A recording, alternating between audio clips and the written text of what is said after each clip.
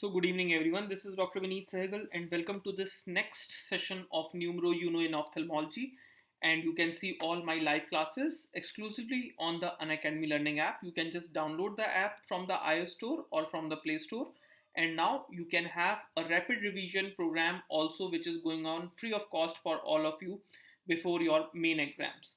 You can basically also subscribe for the plus program with my code OPHTHAL10, and there are a lot of plus courses which are going on. Also, you can get a 10% discount on whether plus course or the iconic subscription, whatever you want to go for. In the iconic subscription, you have the advantage of the Unacademy learning app as well as with the prep ladder app, and you can use my code OPHTHAL10 to get a 10% discount on whatever course that you want. So with this, I would be coming straight to the topic that we want to basically discuss today, that is about the sclera and the episclera. So the diseases of the sclera and the episclera would also be covered in this chapter. So the first of all, what is actually a sclera? So can you see the white of my eyeball? This white which you can see, this is because of the scleral tissue. So if you can appreciate here, this part of the eyeball, okay, just see, this is the anterior 1/6 of the eyeball. This is basically called cornea.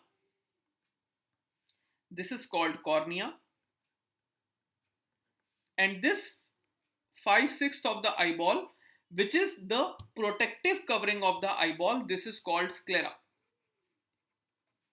Okay, now in this sclera, if you can see, these are few structures that I have made. So this blue colored line, which you can see, the thick blue colored line, let's say this is a sclera. So this sclera is basically covered with a mucous membrane, a connective tissue that is called Tennant's capsule. Okay, so remember the basic anatomy of the scleral tissue. So above the sclera we have the Tennant's capsule, and above the Tennant's capsule we have the conjunctiva. Which conjunctiva we have? We have the bulbar conjunctiva. Okay, and what is beneath the sclera? Sclera के नीचे क्या है? So beneath the sclera we have the choroid. Okay, now also remember what is the space between the sclera and the choroid. So this potential space between the sclera and the choroid, this space is called suprachoroidal space. Okay, so remember, I would tell you when I would talk about the complications of cataract surgery, I would talk about the suprachoroidal hemorrhage. So आपको याद रहना चाहिए suprachoroidal hemorrhage कहाँ होता है? Sclera और choroid के बीच में. So I call it suprachoroidal. I write it in the short form hemorrhage. Okay, so these are basic fundamentals that you have to remember regarding the sclera. Now another important thing is the embryology. When I talked about the general anatomy and the embryology, can anyone tell me what is the embryological derivative? What is the embryological layer which basically forms the sclera? So remember, it is the mesenchyme.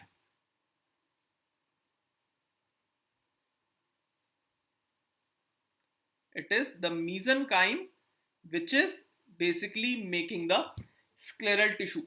Now, what is the function of the scleral tissue? I told you scleral tissue is a tough tissue which is outside the eyeball, and the main function is it is the causing the protection of the eyeball. It constitutes of the lots of collagen fibers. Out of them, the most common one are the type 1 collagen fibers. Okay, so this is a important question. So they can ask which type of collagen fibers are maximum in the sclera. Your answer would be type 1 collagen fibers. Then it is basically supplied by the blood vessels. These are called deep vascular plexus. Okay, and remember, a scleral tissue is a stretchable tissue. So with the age, this sclera can basically stretch. Remember, you would say, sir, any tissue would stretch, but remember the choroid cannot stretch. If you want to increase the scleral size, and then if there is a stretching of the choroid, it would basically cause the degeneration of the various tissues. Okay, so that is why this point is basically very important. Also here, that is also a reason that sometimes in congenital glaucoma, the cupping of the eyeball, okay, we say that this is a large cup, this is a small cup, it is also sometimes reversible. Usually we say that the glaucoma is a non-reversible disease, but in a congenital glaucoma, if you are having a large cup or a large disc, with the decrease of the eye pressure, the sclera can basically contract and the patient would have a basically decreased cupping if the IOP is decreased. Are you getting my point, everyone? This is the basic funda of the scleral tissue. Now there are two questions which can be asked. The sclera is thickest at which portion and the sclera is thinnest at which portion. So if they ask the sclera is thickest, remember it is thickest at the posterior pole. Okay, so what is actually a posterior pole? It is the area between the optic nerve head and macula. This is called posterior pole, and it is thinnest at the site of extraocular muscle insertion. Okay, so let's say this is your eyeball, okay, and here is your muscle insertion. So this area, which is the insertion of extraocular muscle, the sclera is thinnest here. This is a potential question. Okay, chalo. With this, I tell you about the blood supply of the scleral tissue. So posteriorly in this area, it is basically supplied by the short and the long posterior ciliary vessels. Okay, it is supplied by the short and long posterior ciliary vessels. Okay, similarly anteriorly it is supplied by the anterior ciliary vessels. Okay, so what the word that you have to remember? You have to remember the word ciliary. पीछे की तरफ it is basically posterior ciliary vessels, and आगे की तरफ these are the anterior ciliary vessels. Now here is an important point, that anteriorly it has a furrow which encloses the Schlemm's canal. Now what is the meaning of this one? So remember, Schlemm's canal is basically a canal through which there is a drainage of the aqueous humor. Okay, Shaurya? So this Schlemm's canal, this is anteriorly there in between the scleral tissue. Okay, this is basically the Schlemm's canal. Is it clear, everyone? What is the basic function of Schlemm's canal? Okay, let's just share the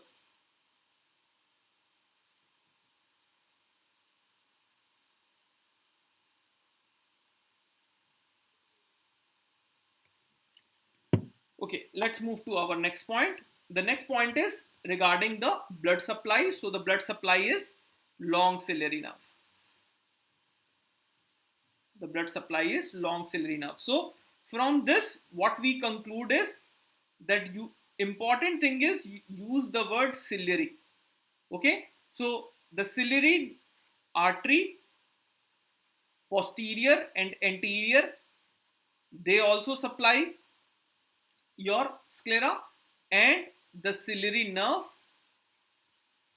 that is basically making the nerve supply of your sclera. Okay, now then I told you that there is a tissue which is called Tennant's tissue, or the vascular membrane just above the sclera. It also have the blood vessels, but these blood vessels are much thinner as compared to the sclera. So these are called superficial vascular plexus.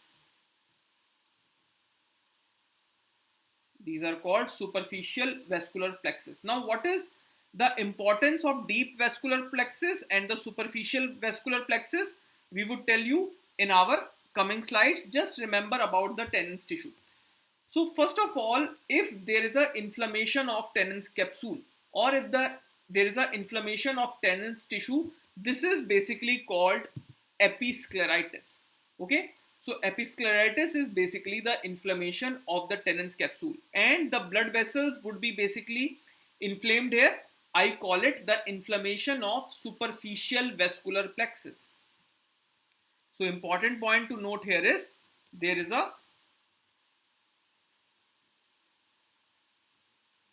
an inflammation of superficial vascular plexus. Now, how these patients usually present? These patients are more commonly females. So if you say that, sir, what is the ratio? It is approximately around 3:1. Okay, it is seen more in females as compared to the males, but the only good thing about the episcleritis is that ocular complications are much less as compared to the inflammation of the sclera.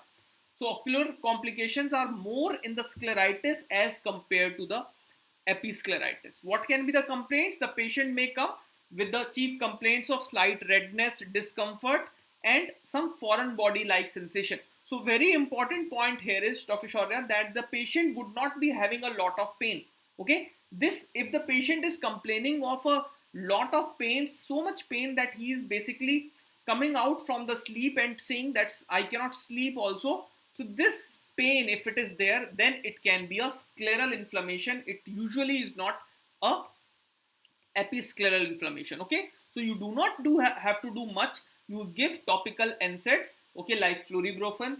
If the patient is not responding, you can start with the topical steroids also, like loteprednol, and you can use the vasoconstrictors like nefazoline, and you also have to basically do a systemic workup.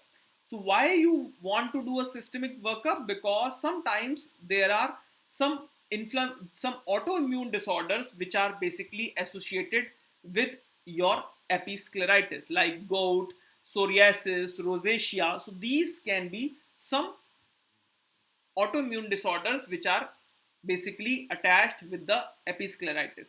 Then there is a term which is called nodular episcleritis. What is the meaning of nodular episcleritis? Nodular episcleritis means that sometimes in the episcleral area there is a small nodule and there is an inflammation around that nodule only. Okay, so this is a pinkish nodule.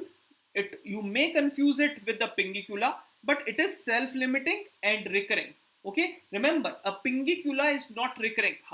Shaurya may ask me that, sir, how to basically differentiate between the episcleritis, a nodular episcleritis, and a pingiculitis? They usually look the same, but remember, pingicula would not basically disappear. A nodular episcleritis can disappear with the help of the treatment. Okay, the next thing is about a very important term which is called staphyloma. Okay, so staphyloma is basically your protrusion of the uveal tissue. Okay, it is the protrusion of the uveal tissue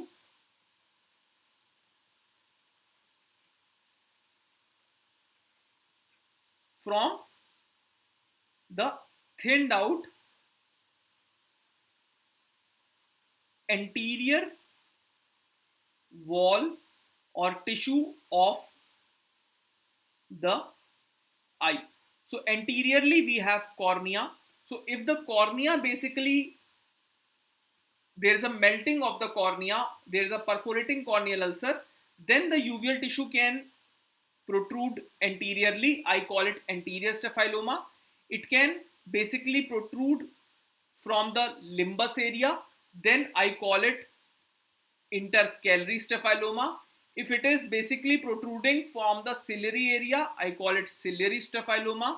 If it is protruding from the region where there is a there is a basically the vortex veins basically leave the sclera, then this is called equatorial staphyloma. And if it is posteriorly, around the optic nerve end at macula, then it is called posterior staphyloma. Okay, so there can be various types of staphyloma depending upon where is the weakness. Okay, remember, they can ask you a question, anterior staphyloma. So the most common cause of anterior staphyloma is the perforating corneal ulcer or the corneal ulcers which have melted. Okay, if they ask about the ciliary staphyloma, the most common cause of ciliary staphyloma, it is usually absolute glaucoma.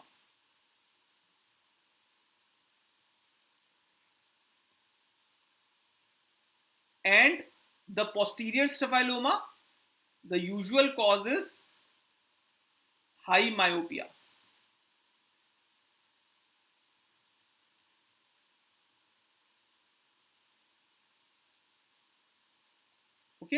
Okay, so we have one question. Is there any other sign except nodule between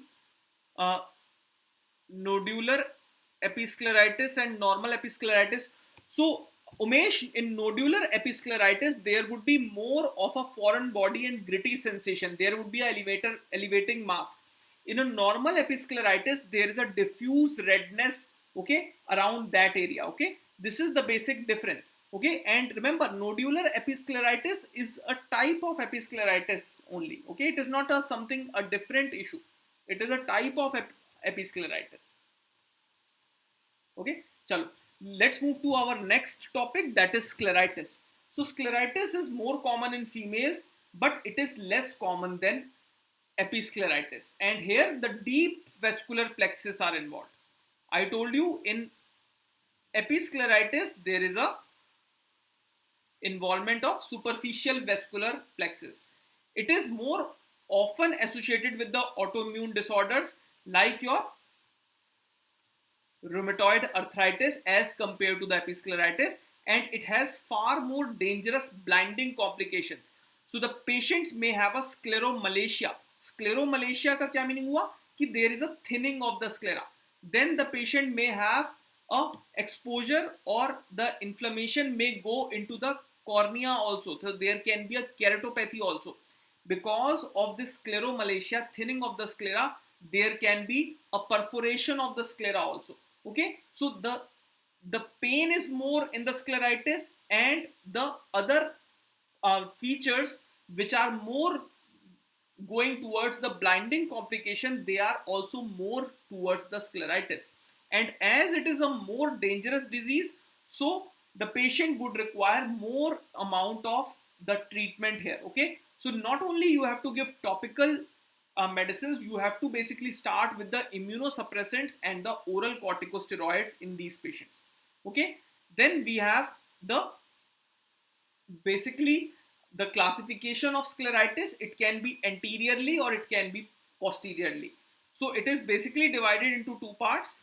Anteriorly we have a necrotizing and a non-necrotizing scleritis, and the posterior scleritis basically is there at the level of posterior pole. What it does is it usually causes a exudative retinal detachment or macular edema. Okay, now another term which is usually asked in the exams is a blue sclera. So what is the meaning of blue sclera? If you can see, this is not a normal white sclera. Some hue of the underneath uveal tissue is coming in this patient. Okay, so it can be either due to some disorder of the collagen metabolism, or it can be due to some deposits in the sclera. If there is a deposit in the sclera, then you may have a disease which is called alkaptonuria, which is causing it. Or if it is a disorder of the collagen metabolism, then osteogenesis imperfecta, Ehlers-Danlos syndrome, pseudoxanthoma elasticum, and Marfan syndrome can be the causes of this.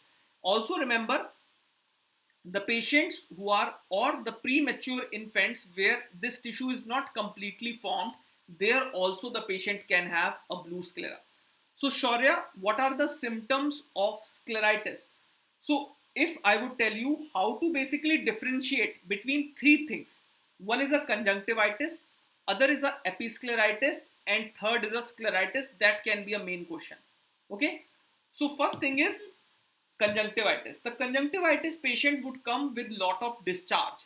Scleritis and episcleritis patient, they would not come with a lot of discharge. Remember, conjunctiva is a mucous membrane. Is it clear, Dr. Shaurya? Dr. Umesh, just give me a thumbs up. Okay.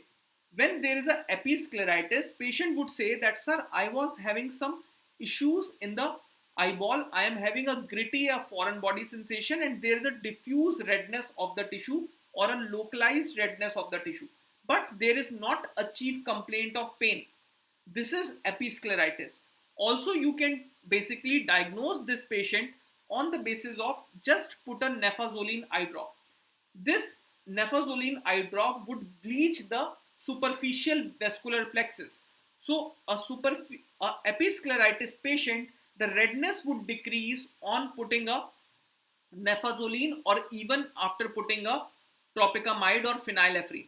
Okay, so there would be a blanching of the vessel. This is basically a episcleritis. But if there is a scleritis, first thing is there is deep boring pain, and the second thing is there would be more amount of redness which is not basically responding to your topical steroids, as well as it is not responding to giving the adrenergic agents to that patient. Is it clear, Umesh, Dr. Shaurya? The difference between these three terms, conjunctivitis. So I start with the top to the bottom.